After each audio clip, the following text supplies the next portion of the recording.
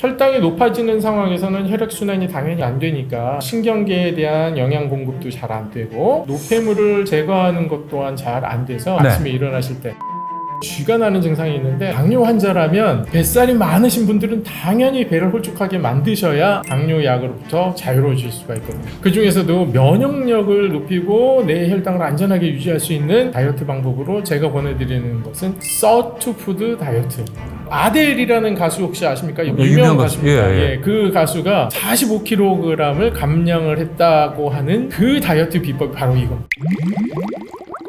주식한상 구독자 여러분 안녕하십니까? 오늘도 알차고 든든한 이야기 한 그릇 신영일의 토크 한상입니다. 건강을 위해 뱃살 빼야 된다는 얘기를 많이 하는데 이 당뇨병 환자일수록 뱃살을 관리해야 한다고 합니다. 오늘 자세한 말씀 나눠보겠습니다. 신동진 원장님과 함께합니다. 안녕하십니까? 네, 안녕하세요. 자, 당뇨병의 원인이 뱃살이라는 얘기를 제가 언뜻 들었는데 당뇨에 걸리면 이를 악물고 5kg 빼라. 네. 이게 뱃살 빼라는 얘기입니까? 네, 그렇죠. 꼭 빼셔야 됩니다. 생명을 유지하기 위해서 필수적으로 하셔야 될 만한 일인데요. 왜냐하면 당뇨의 근본적인 원인으로 꼽고 있는 건 인슐린 저항성이거든요. 인슐린은 분비가 되고 있는데 인슐린의 명령을 세포들이 받지 않는 것을 이야기합니다. 이 인슐린 저항성을 일으키는 제1의 원인이 바로 지방입니다. 뱃살이 많으신 당뇨 환자분이라면 뱃살을 빼는데 많은 노력을 최우선적으로 기울이셔야 하는 거죠. 근데 나이가 들면 뱃살이 어느 정도 나오는 건 괜찮다 이런 생각들 하잖아요. 위험하네요. 그렇죠. 너무 마른 것도 장수에 도움이 안 된다고 알려져 있지만 예. 당뇨 환자라면 뱃살이 많으신 분들은 당연히 배를 홀쭉하게 만드셔야 당뇨 약으로부터 자유로워질 수가 있거든요. 뱃살을 빼야 되는 이유들을 또 말씀을 드려보면 당뇨 합병증을 예방하기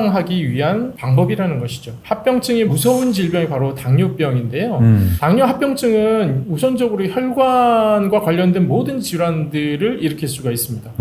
가장 무서운 질환 두 가지는 첫 번째 심장혈관이 잘못되는 경우 협심증이 있거나 심근경색이 일어나게 되겠죠. 그리고 머리 쪽의 혈관에서 문제가 생긴 경우 중풍이 일어날 수 있겠죠. 그리고 미세혈관 합병증도 있습니다. 혈관이 작으면 작을수록 합병증이 쉽게 생기겠죠. 제일 미세한 혈관들 근데 압력이 많이 가는 곳 콩팥입니다. 콩팥. 필터하는 곳이기 때문에 많은 압력이 가해지는데 혈관도 매우 미세하거든요. 그래서 당뇨병 때문에 신장이 망가지면 투석을 해야 되는 상황에 가시게 되고요. 음식 조절도 더 힘들어질 수밖에 없습니다. 그리고 또 한 가지는 시신경, 눈에 미세혈관이 많죠. 그래서 예. 당뇨병성 망막병증이라고 해서 고혈당이 오래되면서 실명에 이르시는 분들도 계실 수가 있습니다. 몸이 만냥이면 눈이 구천냥이라고 얘기하듯이 예. 눈이 안 보이기 시작하면 정말 생활의 질이 많이 떨어지시게 되거든요. 그렇죠. 조심하셔야 되고요. 그리고 또 한 가지는 당뇨병성 신경병증이라고 해서 신경이 손상되기 시작합니다. 혈당이 높아지는 경우에 오래된 경우에 발생되는데요. 족부괴사가 있죠. 당뇨족이라고 얘기하고 예. 결과적으로는 운동신경이나 감각신경 그리고 자율신경이 고혈당으로 망가진 경우에 발에 나타나는 상처를 감지할 수 없어서 예. 감염을 막지 못하고 결국은 잘라내야 되는 상황이 벌어지는 거거든요. 그래서 이 모든 것들을 예방하고 막기 위해서는 뱃살이 많으신 분들은 반드시 뱃살을 빼셔야 된다는 겁니다. 그러니까 지금 말씀 들어보면 당뇨가 머리끝부터 발끝까지 영향을 미치지 않는 곳이 없네요. 없습니다. 그만큼 우리가 신경을 써야 되는 부분인데 그럼 내장 지방 감량하고 단순 체중 감량은 어떻게 다른 건가요? 뱃살이 나오신 분들은 배 가죽에 복부 피하 지방이 많은 건가 아니면 진짜 내장 지방이 많은 건가 구별하실 필요가 있거든요. 구별법을 먼저 좀 말씀드리고 설명을 더 드리겠습니다. 내장 지방형 비만인 경우에는요. 배가 명치부터 둥그렇습니다. 그런 분들이 내장 지방형이고요. 복부 피하 지방 비만형은 명치 쪽은 이렇게 날씬하고요. 이 아래가 이렇게 나오신 분들이죠.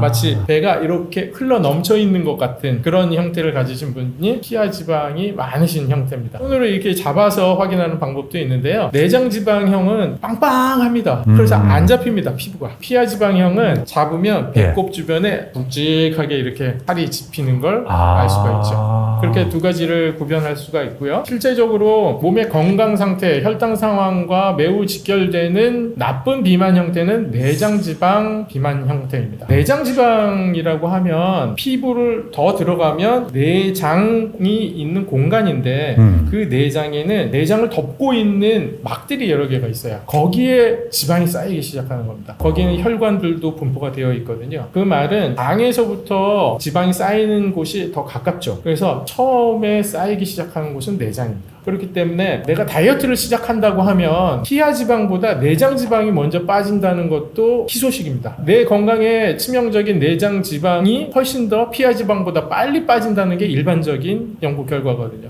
그래서 며칠 굶어서 배가 홀쭉해졌다 그러면 내장지방이 먼저 빠졌다라고 볼 수가 있거든요. 근데 이 말은 역으로 하면 음식 다시 조절 못하면 내장지방 금방 찬다는 거예요. 그래서 그만큼 빼기 쉬운 내장지방이니만큼 음식 조절을 잘 하시고 다이어트에 성공하셔서 계속 그 내장지방이 더 쌓이지 않는 몸을 만드셔야 혈당도 안정되고 당뇨 합병증도 예방할 수 있다라고 말씀드릴 수 있습니다. 그만큼 뭐 살 빼는 게 중요하다는 말씀이신데 맞습니다. 그럼 우리가 뱃살 말고도 네. 내가 당뇨가 아닌가 이렇게 의심해 볼 만한 증상이 있을까요? 첫 번째는 손저림 증상이 있고요. 발에서 쥐나는 증상이 자주 나타납니다. 혈액순환과 관련된 일이고요. 혈당이 높아지는 상황에서는 혈액순환이 당연히 안 되니까 신경계에 대한 영양 공급도 잘 안 되고 노폐물을 제거하는 것 또한 잘 안 돼서 손저림 증상이 나타나거나 발 쥐가 나는 증상이 있는데 특이한 것은 밤에 주무시다가 기지개 한번 키실 때 있잖아요. 아침에 일어나실 때 그럼 쥐납니다. 네, 혈당이 불안한 분들은 그렇게 쥐가 나요. 그런 경우에 내가 혹시 혈당이 높은 거 아니야? 라고 의심하고 혈액검사를 꼭 하셔야 되고요. 그리고 두 번째는 몸에서 각종 염증이 잘 안 났습니다. 이상하다. 내 잇몸에 치주염이 생겼는데 왜 이렇게 잘 안 났지? 예전과 다르네? 라고 생각되시면 혈당 의심해 봐야 되고요. 그럴 땐 보통 면역력이 떨어졌다고 생각하고 영양제 먹잖아요. 그렇죠. 하지만 그게 혈당 때문에 면역력이 떨어졌다라고 보셔야 된다는. 그리고 여성분들은 생식기에 염증이 잘 생기는 경우가 있습니다. 평소와 다르게 잘 생긴다? 그러면 혈당이 높지 않은지 의심하셔야 되고요. 부드러운 살은 다 염증이 생기기가 쉽거든요. 눈이라든지 아니면 코 안의 점막이라든지 이런 곳에서도 이상하게 염증이 잘 낫지 않는다라는 생각이 드신다면 혈당을 반드시 의심을 먼저 하셔야 된다는 거. 네, 중요해요. 그리고 또 손톱 색깔의 변화를 유심히 살펴보셔야 됩니다. 손톱보다도 발톱에 있는 경우들이 많은데요. 네. 발톱 색깔이 저희 환자분 중에 한 분은 누렇게 변해서 오신 분이 계세요. 그 경우도 혈당이 높아서 생긴 결과일 수 있습니다. 결국 말초 쪽으로 혈액순환이 잘 안 되면서 감염 증상이 생긴 거거든요. 그래서 손톱 색깔이 누렇거나 아니면 심하면 녹색인 경우도 있습니다. 녹색으로 변해요? 예, 그 경우도 나의 혈당을 꼭 체크하셔야 되고 그리고 또 한 가지 재밌는 전조 증상이 있습니다. 네. 술을 과음을 하셨어요. 근데 그 다음날 아침에 컨디션이 어느 때보다 좋은 경험을 하는 분들이 있습니다. 술 과음하고 일어났는데 컨디션이 좋다고요? 네, 있을 수 없죠. 있을 수 없죠. 저는 네, 그런 적이 없어요. 경험해보시지 못했죠. 네. 근데 그런 경우가 있습니다. 그 경우 내 혈당에 문제가 생겼을 수 있다라고 생각하셔야 됩니다. 그건 왜 그런 건가요, 그러면? 원래는 만성 피로가 있으셨던 분들일 경우가 많고요. 그 이유가 술을 많이 드시게 되면 주무시는 동안에 간에서 혈당을 만들어내는 역할을 원래 하거든요. 모든 사람은 그런 작용을 합니다. 간이. 그러면 혈당 조절이 잘 안 되시는 분은 아침에 혈당이 높게 이제 깨어나시겠죠. 근데 과음을 하면 간이 알코올을 해독하느라 차마 혈당 만드는 일까지는 못해요. 그러니까 상대적으로 낮은 혈당으로 아침에 깨시는 거예요.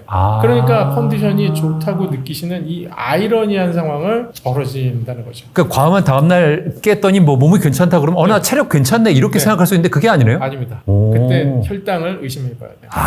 그럴 수도 있군요.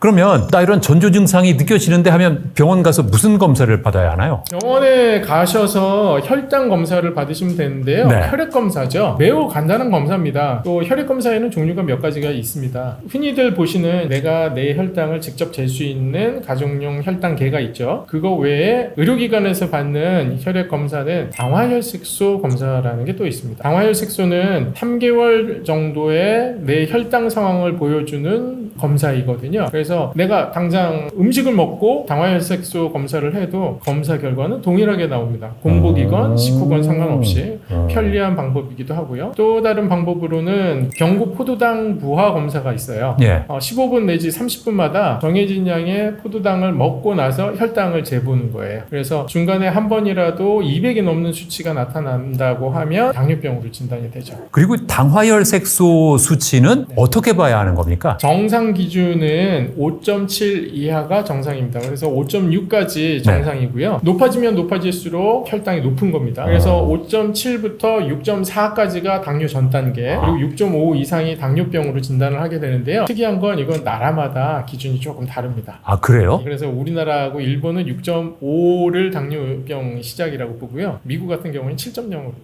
우리나라가 조금 더 엄격하네요. 엄격합니다. 그래서 검사를 했는데 예. 정상으로 나왔다 해도 결코 안심하시지는 말라고 말씀드립니다. 왜냐하면 이런 전조 증상이 있었다는 건 나의 혈당이 항상 높지 않다는 것이지 어느 순간은 높은 상태가 만들어지고 있다는 걸 시사하는 바거든요. 이런 경우에는 내가 가지고 있는 혈당계로 식후 1시간 혈당을 측정해 보시는 걸 권해드려요. 혈당은 보통 1시간째 제일 피크를 치고 2시간째는 내려오거든요. 그래서 보건공단에서 하는 검사는 보통 공복에 하시잖아요. 그렇죠. 공복 검사는 다 정상이 나왔어 라고 하셔도 나에게 이런 전조 증상이 보인다고 하면 식사를 넉넉히 하시고 그 이후에 1시간째 혈당을 직접 재보셔야 됩니다. 그래서 그 혈당이 얼마나 나오는지, 굉장히 혈당 관리 잘 되시는 분들은 140조차 넘지 않아요. 원래 2시간째 140이 정상 혈당이거든요. 예. 근데 1시간째도 140 나오지 않아요. 아. 그리고 150이나 180까지 올라가는 경우도 정상으로 봅니다. 근데 200이 넘었다, 어느 한순간이라도 200이 넘으면 당뇨병입니다. 근데 1시간째 200이 넘었어도 2시간째 정상으로 내려오시는 분들도 계시거든요. 예. 그럼 그 경우에는 잡지를 못해요. 내가 혈당이 높은지를 알지 못하는 경우가 있기 때문에 1시간 혈당 꼭 참고해서 재보시는 걸 권해드립니다. 공복 혈당만 가지고 모든 걸 다 판단할 수는 없군요. 그럴 수 없습니다. 아까 당화혈색소 말씀하셨는데 네. 그럼 당뇨가 심한 분들은 이 수치가 얼만큼 올라가나요? 저 같은 경우에는 10.9로 발견했고요. 그 당시 10.9. 제 혈당이 식후 혈당이 380이었습니다. 379였고. 아, 예. 근데 7.9면 혈당이 제일 높은 때 한 500도 나간다는 얘기입니다.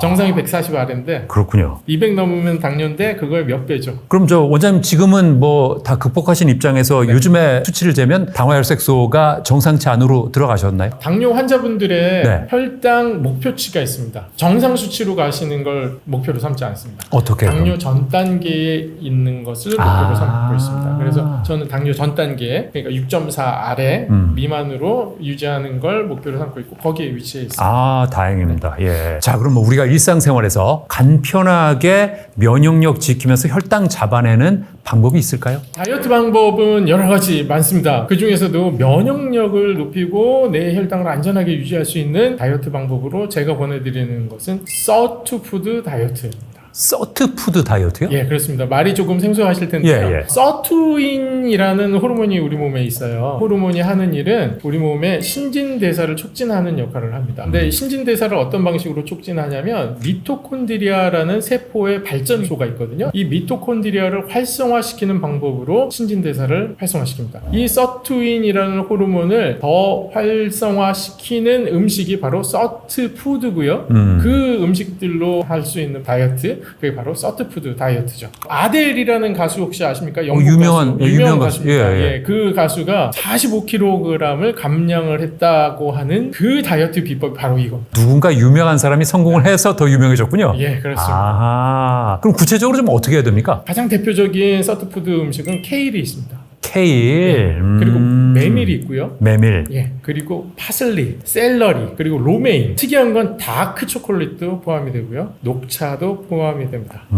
그리고 베리류, 그 중에서 딸기 같은 경우도 포함이 돼서 이러한 음식들을 이용해서 섭취를 하면서 서투인이라는 호르몬을 활성화시키고 에너지를 소비해서 체지방을 줄일 수 있는 아주 좋은 방법을. 특히 케일하면 전 어렸을 때 그 어머니께서 케일을 갈아주셔서 네, 케일 녹즙으로 많이 쓰는. 많이 먹었는데 그렇게 먹으면 되는 건가요? 네, 아델도 케일을 포함한 그 서트푸드를 즙으로 만들어서 먹었습니다. 사실 솔직히 정성으로 먹었지 맛으로 먹는 건 아니거든요. 그렇죠. 근데 케일 녹즙이 조금 이제 입맛에 안 맞으셨을 수는 있는데 네. 제가 케일로 만들 수 있는 맛있는 요리를 하나 설명을 좀 드릴게요. 뭡니까? 케일 볶음. 케일 볶음이요? 네. 맛있습니까? 맛있습니다. 아, 그래요? 네. 네, 마늘을 우선 팬에다 볶고 기름 넣어서 볶고 그 다음에 케일이 넓적하잖아요. 네. 이렇게 잘게 썰어줍니다. 굴소스 반 스푼을 넣고요. 네. 그 다음에 준비된 케일을 넣고 볶아줍니다.